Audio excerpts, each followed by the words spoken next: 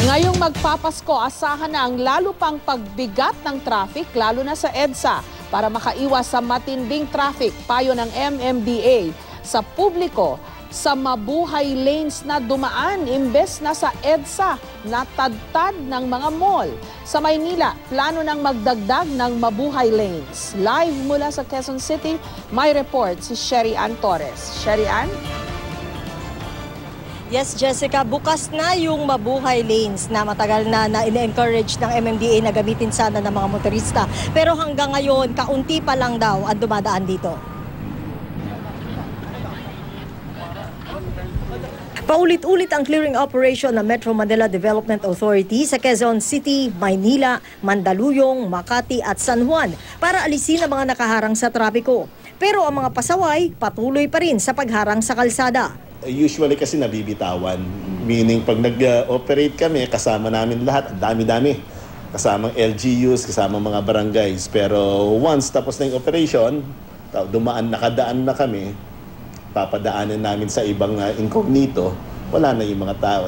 Sa Mandaluyong City raw, bawat kalsada pinatututukan na sa kanilang barangay officials. Ang mga taga-barangay naman, namimigay daw ng polyeto kung magkano ang multa kapag nahuli ang sinumang nagdudulot ng obstruction sa kalsada, gaya ng mga sasakyang iligal na nakaparada. Ang pamahalaan lokal na Maynila, aminadong panay balik sa kalsada ang mga natiketan o napagmulta dahil sa obstruction. Kada araw-araw, di bababa sa 10 tao ang nasisita o kaya ay natitikitan dahil dito. Ginagawa namin ngayon kapag kami mabalik dun sa mga clearing operation ng mabuhay lane, kami sa lokal ng Manila, tumatawag pa rin kami ng assistance ng MMDA, yung tow truck nila. Yun, nagpapa-clearing kami kasama sila. Para makaiwas sa matinding traffic, panay na ang engganyo ng MMDA sa publiko na sa mabuhay lanes na dumaan imbes na sa EDSA. Ang EDSA kasi, tadtad ng mga shopping mall kaya lalong sumisikip habang papalapit ang Pasko. Sa datos ng MMDA, umakyat na sa 360,417 noong 2014 pa lang ang dumadaan sa EDSA. Nadadagdagan pa yan ng di bababa sa 12% traffic volume tuwing magpapasko. 17 alternatibong ruta patawid ng EDSA o kaya ay papasok at palabas ng NLEX, Makati, Maynila at Quezon City ang sinasakop nitong mabuhay lanes. Ang dating pangalan nito, Christmas Lane, pero pinalitan nito ng pangalan ng MMDA dahil may intensyon yung ahensya na gawin na itong permanenteng ruta nang sa gayon magkaroon ng alternate route yung mga motorista natin na pumapasok at lumalabas sa Metro Manila. Sa official Facebook fanpage ng MMDA, makikita ang mga kalsadang kasama sa mabuhay lane. Gayon din sa kanilang mobile application. Pwede rin daw magtanong ng direksyon sa MMDA Hotline 136. Yung Route 1 namin from West Avenue to Makati is faster by 20 minutes than the EDSA same distance from West Avenue to Makati. Sa Maynila, plano raw dagdagan pa ang mga kalsadang kasama sa mabuhay lane.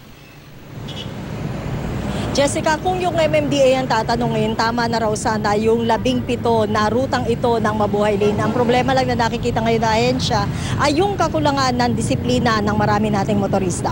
Jessica?